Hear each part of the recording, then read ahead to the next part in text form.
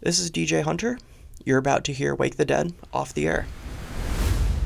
For this episode, I wanted to talk a lot about urbanism and specifically the planning here in Greenville, North Carolina. We have a comprehensive city plan, just about every city does, where it goes through land use, zoning. It'll talk about your plans for like new buildings, stuff like that. A big part of what I wanted to talk about today is specifically the zoning portion of the comprehensive plan.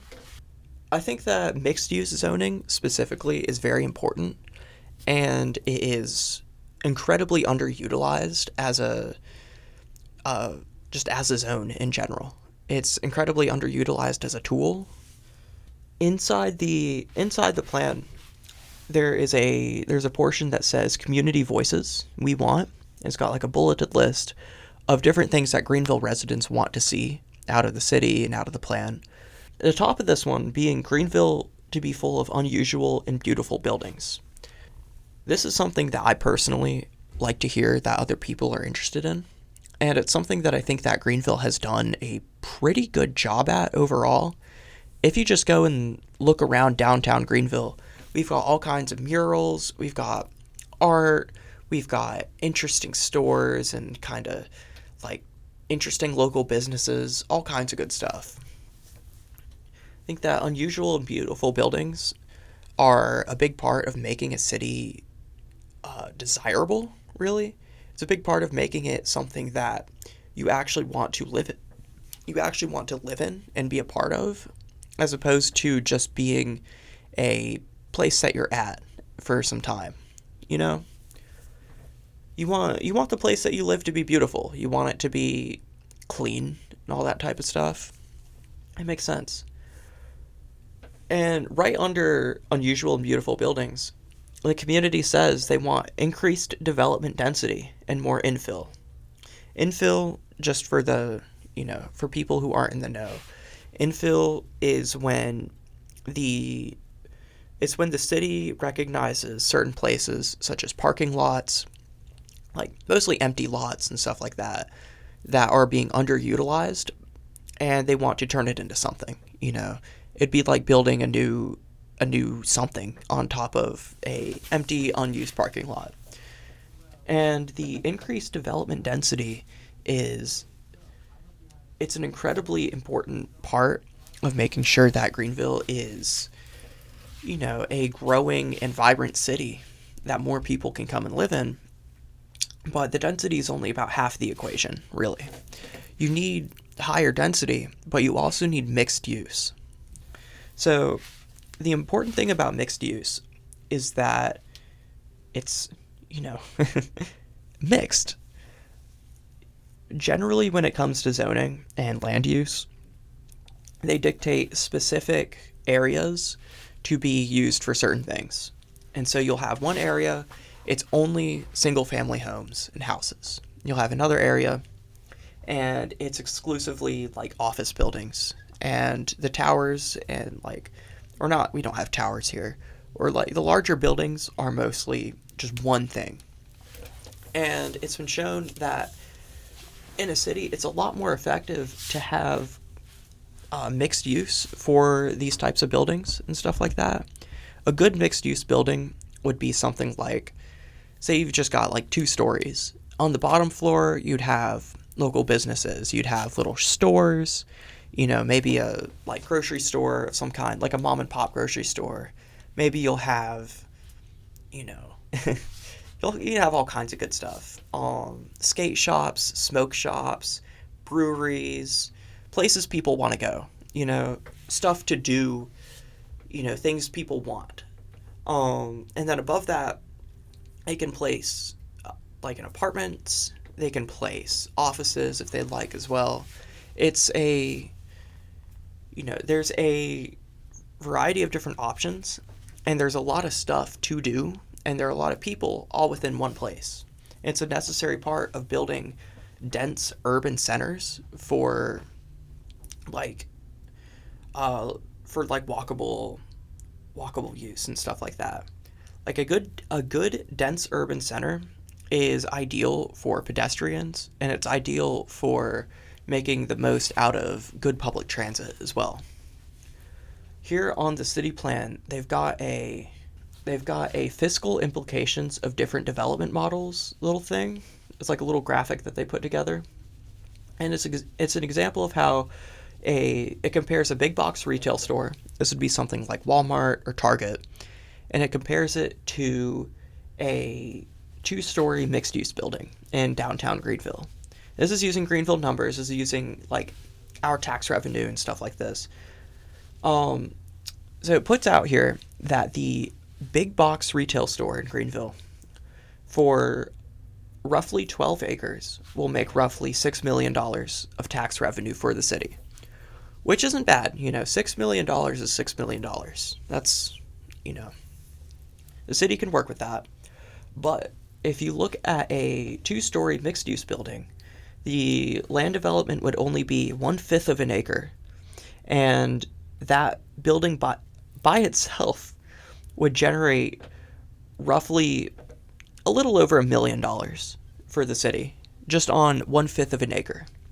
And so that comes out to a big box retail store giving about $500,000 per acre, and just a two-story mixed-use building giving about $5 million per acre.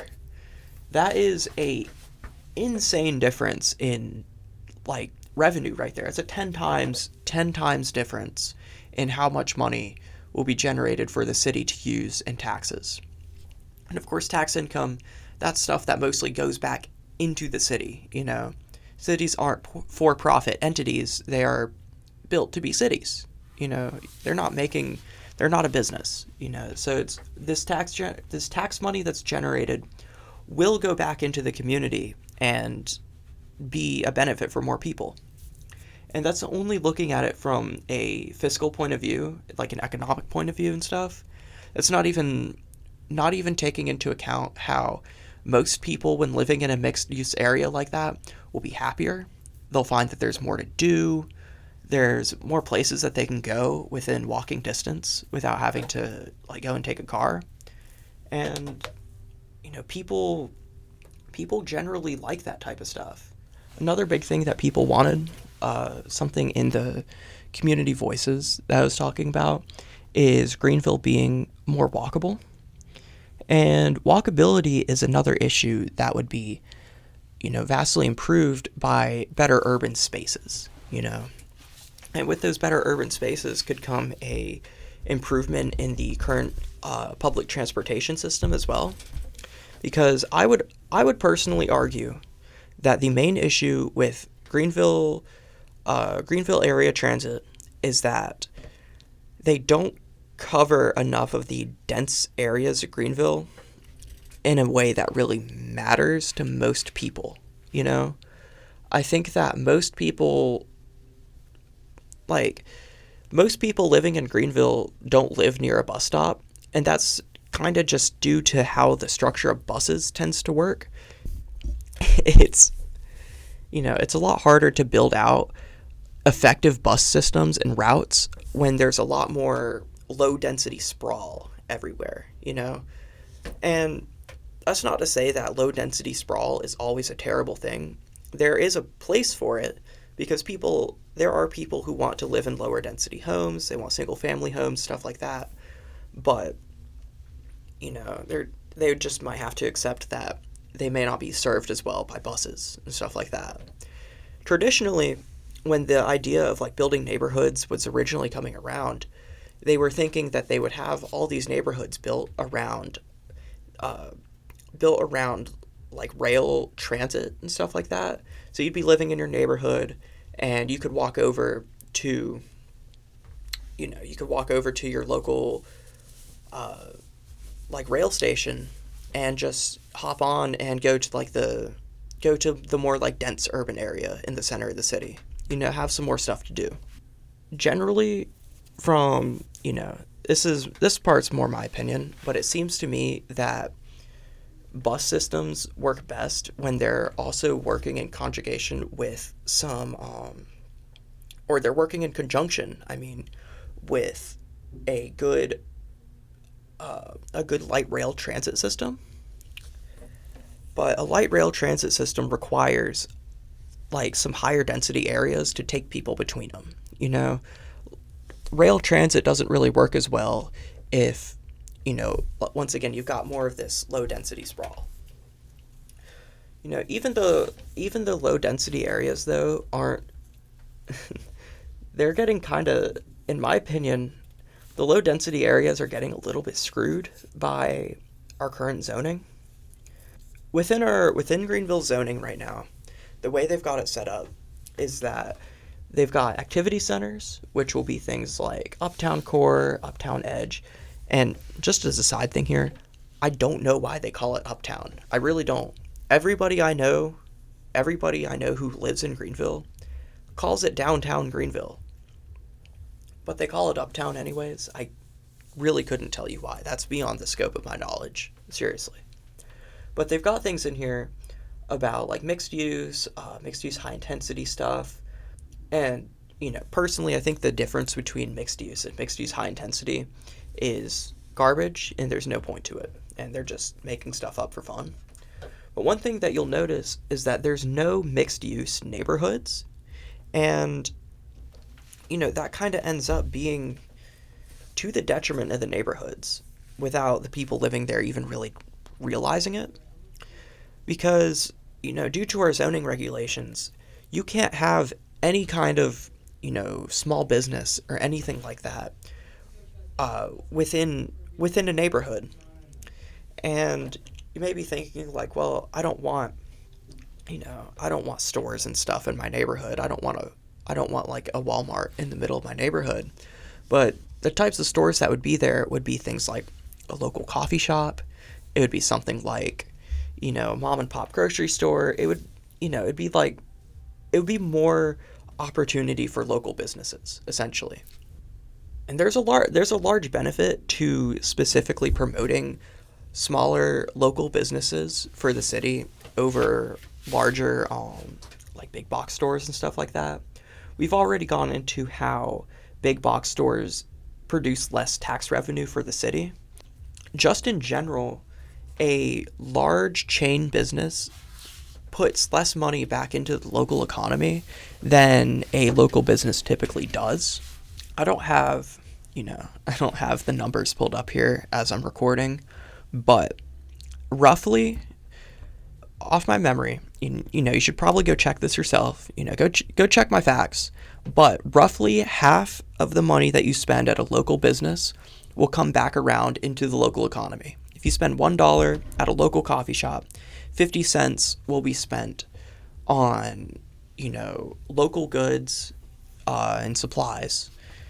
Some of it will go to taxes, and some of that money does inevitably end up leaving the local economy through other other methods and stuff. It's almost impossible to keep 100% within here, but it's still more money that goes back into the local economy and works for us here, instead of when you spend $1 at Walmart, only about 10 cents of that goes back into the local economy. And so that's because Walmart is spending more money on things like they're spending money on bigger businesses supplying their stuff, and they're spending more money, they're not spending any money at all on, like local suppliers and things like that. And another thing, like generally, this doesn't always happen, obviously, it's not like a guarantee, but there are a lot, more often than not, small business owners tend to be more of a community implement than people who are owning like a large chain business or something like that. I actually have a personal example of a person I know about here in Greenville.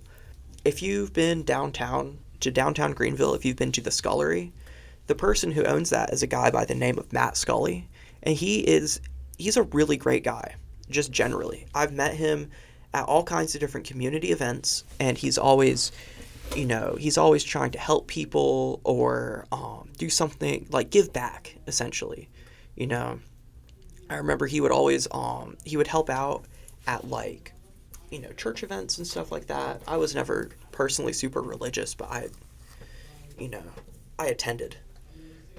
But like I would, I've seen him around a decent amount. He's given back to the Greenville community, and I really, really do respect that. I respect that heavily, and I applaud him for that.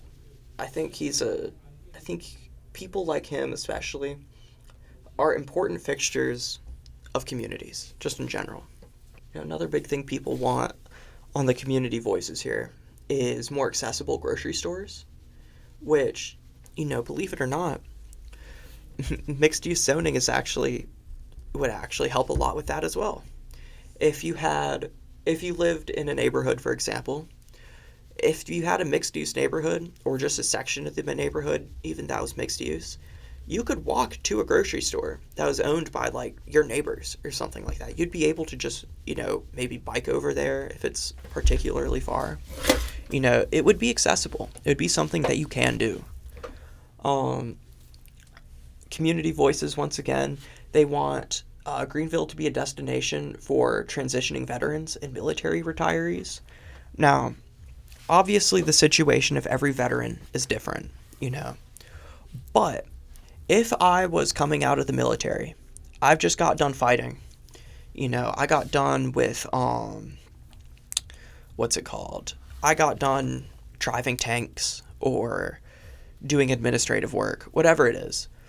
If I'm a veteran personally, I would very much appreciate public transportation helping me to be able to get places, I could definitely see plenty of situations where it'd make it more difficult to drive. It'd make it more difficult to, it probably would make it more difficult to walk places. A lot of veterans are in wheelchairs and stuff like that. But a well pedestrianized zone would be a place where a person who is on a wheelchair, it would be a place that they'd still be able to access, especially if things like crosswalks were built right. Because this is something they do in Amsterdam that I personally think is really great, and I wish we would implement in every city in America. And it's that they raise crosswalks to the pedestrian level instead of lowering them down to the car level. And so that makes it so that every crosswalk is an effective speed bump for cars, which is slowing their speed down and making it more safe for pedestrians. And it makes it so that pedestrians are generally more visible. And for people who are for people who are in wheelchairs, a raised sidewalk or not a raised crosswalk is much more beneficial for a person in a wheelchair than having to go down it. Just being able to stay on the same level keeps it a whole lot more stable in general. And it's a very small measure that would be needed to take that would genuinely, it would make the road safety in these places a lot better. It really would. What else? People want jobs within walking distance, which is just something you can't do in low density sprawl. That's simply an impossibility. Like, you can't have a job within walking distance if your 5 mile surrounding radius is all low density zoning with no mixed use or no anything else. While on the other hand, if you had a good mixed use like downtown area, you could potentially live on top of your workplace if you really wanted to. Like, you could live in the apartment above the place that you work at. I would personally find that very convenient. I think a lot of people may find that to be miserable, having to be near your job at all times. But, the whole point the whole point of freedom is not to force one person's idea of what's the best way to do things on anybody, but the whole point is that everybody gets to choose what we want to do and how we want to live. A wider variety of living options benefits everybody, no matter what.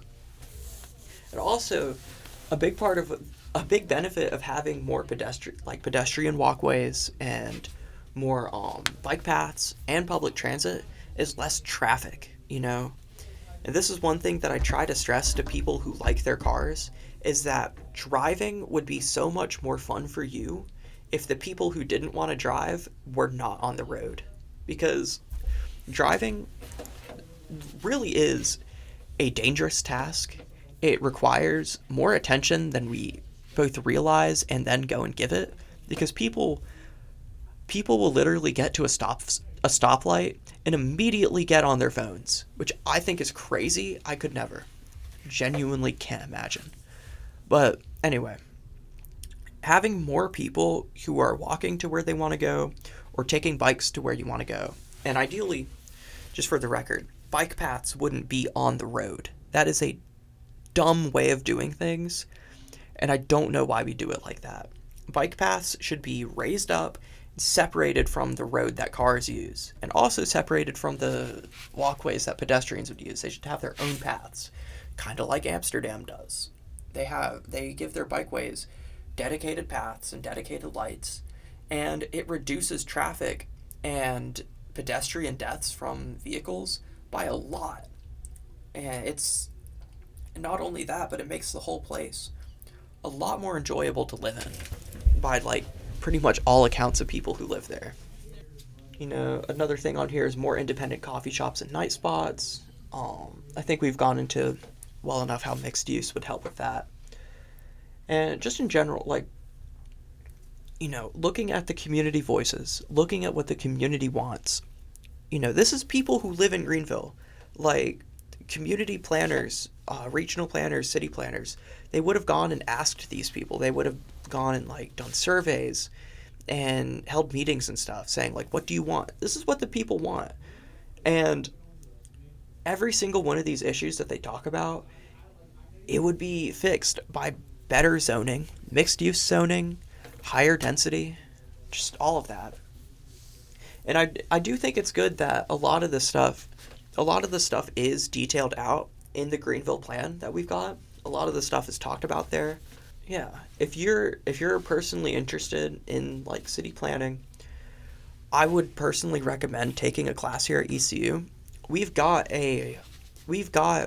one of, I want to say, 15 accredited planning programs in the entire country, which means that less than half the states you could possibly go to have an accredited planning program, which is crazy and kind of explains why our cities look the way they do, but that's fine.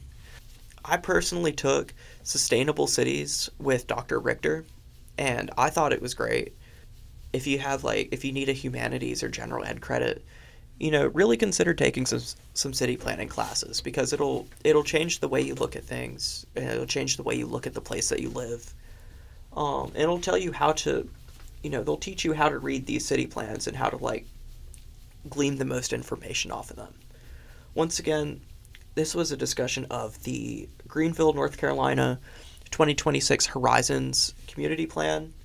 You can just find it on Google and on the internet. It's up there as one big old PDF that is 256 pages long. So, you know, have fun looking through that. That's about all I've got for this episode today. And 'cause I'll see everybody next time.